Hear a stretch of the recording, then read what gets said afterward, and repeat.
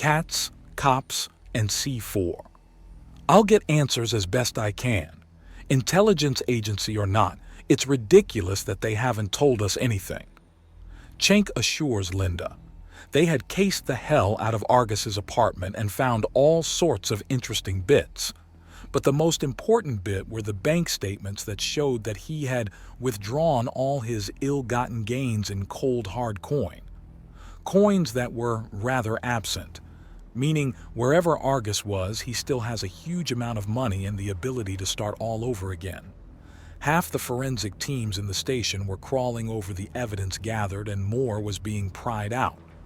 Argus had a few small books written with the intent of keeping separate the different parts of his life, all organized, all well documented. It was damning evidence and it reached back through 50 years of bad behavior, starting with petty theft and the occasional frame job. Apparently the fucker had gotten his first taste for blood when he noticed two particularly violent members of a gang and murdered one in her sleep and framed the other for it. The resulting brutality had crippled the gang, which had seen them wiped out in less than a month. According to the journal, it had been equal parts triumphant and traumatizing. He then experimented with it to see if it was replicable. It was, and it only cost 100 lives to do so. The man was now a murderer and manipulator before he could even stop himself. He noticed that he was being dismissed as a threat entirely and grew angry while also taking brutal advantage of it. His sheer familiarity with the criminal lifestyle had given him complete and utter contempt for it. That was when he started concealing one antler to make his civilian persona both distinctive and harmless. That way, when he got things done, there was no way it could be him. A sharp distinction in the silhouette itself to act as a disguise. The actual shroud persona had started as an accident after being spotted. He was wearing a large hood that doubled as an expanded space for his antlers and hid them both. But it also wiped out any sign of species, and he had been described as a shrouded fiend. Apparently the drama queen liked it. But as to where the fucker was, intelligence alone knew, as he had apparently run right into them as they had found and compromised his security bunker through less than legal means. So long story short, Cenk was now slowly entering the intelligence agency of the Undaunted to get at least some kind of answer from the sneaky bastards. At least some kind of confirmation that Argus died after trying to fight or that he escaped or something. The first thing he sees is the smug bastard in a suit. The unbelievable bastard pauses at the sight of him and stares. "The hell is that man doing outside of a cell?" Cenk demands, pointing at the criminal in a mounting fury. "Perhaps we should speak in a side room," a small child asks, grabbing onto his arm, and Cenk rips it away with every intent of marching up to the murderous piece of shit, and the child grabs him by the belt and stops him. "Specialist Cenk Barnabas, you need a proper debriefing about this situation. Acting rash is never a good plan." His glare turns to the small child at last. He quickly places who it is. Knew it. Smart money was on the apprentice being you. "Specialist Barnabas, if you please," Agent Jameson asks him, and with a final glare to the criminal bastard, Cenk follows the youthened soldier through the office and into a side room with soundproofed walls. The door closes and seals, and he towers over the boy in a fury. "Do you have any idea just how much death and devastation that man has caused? Less than the former pirates in the EFL. Less than we're prepared to deal at the drop of a hat, and just a little bit more than Captain Gregory Pukey Schmidt's rampage through a casino and excluding the slaughter of the Channing's crew before hijacking the ship. I am very aware of the rivers of blood that man has shed." "Then why the absolute fuck is he in a suit and not prison orange?" Cenk half shouts. "Because there's always another big piece of shit, another huge criminal. Do you have any idea how many people are straight up murdered on this world? It's a disgusting exaggeration, but it's said that in the time it takes to say 25,000, that is how many people have died across Centris. A casualty ratio that, if accurate, would wipe out the human species if we suffered it for less than 5 days. Roughly 100 hours to exterminate humanity. Yes, Herbert answers. It's dirty, it's foul, and it's disgusting. Thankfully, it is a gross exaggeration, but it's still way, way, way too fucking high. So we need someone who can go into that pit and fucking stabilize it. Like it or not, Moriarty is the perfect man for that. He's a monster, but he's a monster we can put a fucking leash on and get it to attack the other monsters. We have monsters of our own. We can make monsters of our own. Why him? Why the piece of shit I was hunting? Why the son of a bitch that fucked with me when I was knocked the hell out? Why the man that lied to and manipulated Linda? Cenk demands. Do you think he's the only one we're sending out? No, he isn't by a long shot. The problem is that we are a microscopic organization. For all our cash and combat capacity, we've got less strength projection than an ant's footprint. You just told me that the swept under the rug, generally ignored, everyday casualty ratio on this world is so fucking high that it would wipe out our entire species in the blink of an eye. If we were multiplied 1,000 times over, we still wouldn't have anywhere near enough to deal with the madness that is Centris alone. The population is that obscenely huge. The population is that absurdly transient. No one fucking notices or cares about the disgusting levels of death going on here. And you think freeing a criminal that's added to those deaths is a good thing? Cenk growls and Herbert runs a hand over his hair as he grabs his hat and then takes a deep breath to calm himself. Would you like to know some history? Herbert asks, and Cenk crosses his arms. No, really, this is important. Fine, Cenk says, and Herbert points to the table in the room, and as Cenk goes to sit, Herbert leans out of the room and asks for the folders on his desk to be brought over, the ones with purple tabs. He's handed something else first, and he brings a large carafe with a pair of mugs to the table. Some coffee to stabilize us both.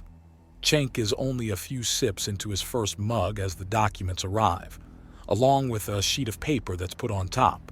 It's a non-disclosure agreement. He scans over it and raises an eyebrow. I'm already subject to all of these restrictions. I'm pissed off, but we're on the same team. I'm already under several NDAs to keep my yap shut. Are you? Then it won't bother you to sign this one. If you're just rehashing old ground. Herbert begins, and with a flick, Cenk sends the paper off the table. No bullshit. This is information that I am very much entitled to in my position as a liaison to the Centris Spire Police and a member of the Undaunted in good standing. What's in these case files that has you so wound up? The information is publicly available, but if you put together what's in there with my actions, you see what my long-term plan is, and if that gets out, then the entire project is in jeopardy, Herbert says, and Cenk raises an eyebrow. There's a stare-off that lasts for a few moments before Herbert nods and takes a sip of his coffee. Cenk opens the first folder and starts scanning it. It's just historical documents. They're dated back a full 4 eras and are roughly 2,000 years old. It's a general account of the early life of a Carib man, a criminal, a sociopath, and a complete madman. Most of it are details of prison sentences that he's in and out of for the first 150 years of his life and the crimes and court cases that led to his incarceration. He goes quiet for another century, back in prison for 50 years after an outright psychotic murder where he slowly bled someone out with his antlers. Then the police reports get more sporadic and become more akin to hearsay. The tone shifts and something clearly happened. As Cenk reads towards the end of the report, it's like he's reading about a different Carib entirely. If not for the intermittent pictures showing the same facial features and the slowly growing and expanding rack of antlers, he would think the records were mixed with another, altogether different man. Eventually, he goes somewhat off the grid and helps found a massive colony that becomes a prosperous system, ultimately dying while sparing the lives of many thousands as he's on a badly damaged space station and he stays on board as everyone else evacuates. steering the station away from population centers and all the way to the ground, a horror that died a hero. So what? You plan on redeeming him? Turning our murderer into a stand-up man? Cenk asks. Short term? No, that's absurd. People don't change that fast. Vance Galila needed at least 500 years of life to go from a lunatic into something resembling a decent person. Then what's your plan? Cenk asks. As I said before, there are too many criminals on Centris for one man to make a difference. On this side, he's a monster. We can use that. He's a monster who specializes in dimming down the effects of crime and focusing on profit. He sets gangs against each other, reducing their appeal, and fills a potent power vacuum. In the short term, this can lock down the chaos in entire spires, shutting down a lot of chaos and saving a lot of lives. Medium term, however, we have to deal with Moriarty himself. Stop calling him by his role-play name. He is Argus. Cenk chides Herbert, who shakes his head. No, he's not. I'm still waiting on a psyche evaluation for the guy, but he's clearly undergone some kind of break. He doesn't think of himself as Argus anymore, which is why it's so important to grab him now. You mean to remake him? Cenk realizes. Yes, I've gotten the short-sighted fool under the leash willingly for now and looking the wrong way entirely for how I plan to mess with him. If it works, then he's going to sign back up again after his initial service ends. He'll think he's using us, but we'll be using him to get our hands around the throats of the worst on Centris and squeeze. And if he goes off the reservation, Cenk asks. Two options, a bullet to the head or a case file in your chief's hands, possibly both if he's a big enough idiot, which leads to the medium-term plan. If he's smart enough to stay on the reserve and keep working with us, we'll be using him as both a recruitment point and a way we'll be waging a profitable war against the gangs of Centris. After all, a lot of those women have a lot of coin on them, a lot of weapons and stolen goods. All of it can be swept up. This isn't a war. You don't need to treat it like one. The casualty rates may not be as insane as tens of thousands every few seconds, but they're high enough that the rumors put them there. A peaceful 6 months on Centris has a death rate comparable to a world war. I know. So if it has casualties like a war, an operating theater as wide as one and as much ordnance and enemy combatants as one, what's missing? Herbert asks. An actual winning scenario. If there's no win condition, then it's just an unending grind. Why the hell should we march into a meat grinder? Cenk demands. We're not. But we can't ignore the unimaginable waste going on below us. All resources need to be exploited when your position is generously described as hanging on by the fingernails. All right, fine. We need recruits. We're already recruiting, but fine. You want the bloody and willing to get dirty members of the civilian populace. Fine. Why Argus? You know why, Herbert says.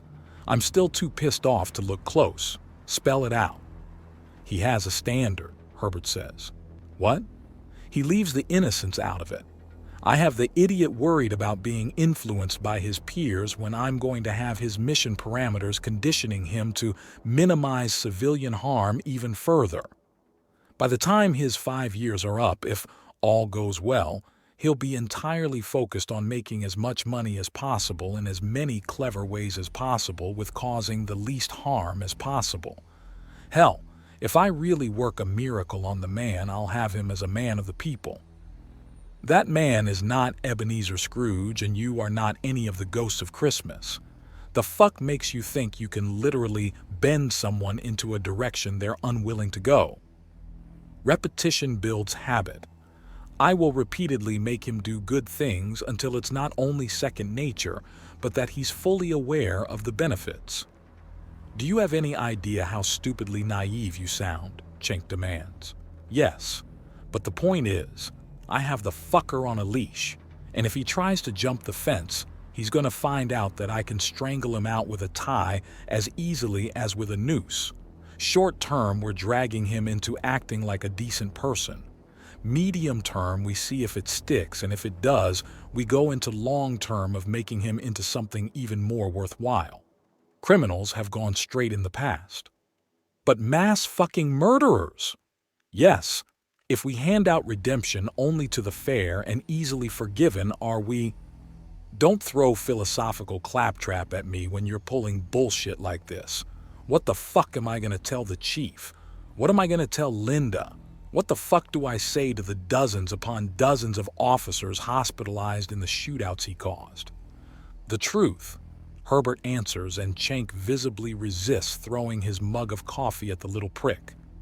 That I'm not allowed to say what happened due to NDAs. Yes. Do you have any idea what this will do the credibility of the Undaunted? Cenk demands. Considering that Moriarty is going to be his code name and he's going to be flying under the radar and having his profile changed enough to be someone else entirely. Nothing good, but it could be far worse. After all, the only information anyone outside of those under NDAs will have is that after escaping the police, he ran into the intelligence of a military power he provoked and vanished. Oh, Jesus Christ. We don't need a reputation for vanishing people, Cenk says in an exasperated tone. Nor do we need a reputation of accepting attacks without reprisal, Herbert replies. We're in a no-win scenario here. The moment he set that mercenary on you, we were already in hot water and needed to do something. The fact he sent those clothes to your room in an idiot taunt confirmed we had to act invisibly. Even if you grabbed him and threw him in a cell, then what would happen next would be legal pressure to have him punished as harshly as possible. We have to do something. So he's either off the radar or publicly dead for messing with us. Either way, the police will not be happy. I think I hate you, Cenk says bitterly. Hate away. Just remember that we're on the same side. Herbert replies before taking a swig of his coffee. Anything else? I'm willing to take this right to the Admiral if you care for it. No, that won't be necessary. Good. And for what it's worth, I'd be pissed off in your position. But you work on the clean hands part of the Undaunted me. Bloody and dirty. Of course we're butting heads. Something would be seriously wrong if we weren't, Herbert says with a sigh. I need to go now. I'm going to be having this conversation a few more times, so I'm taking the folders with me. Then he leaves Cenk alone with the coffee in the soundproofed room. The man himself leaves 10 minutes later after trying to mentally rehearse exactly what the hell he's going to say to everyone else.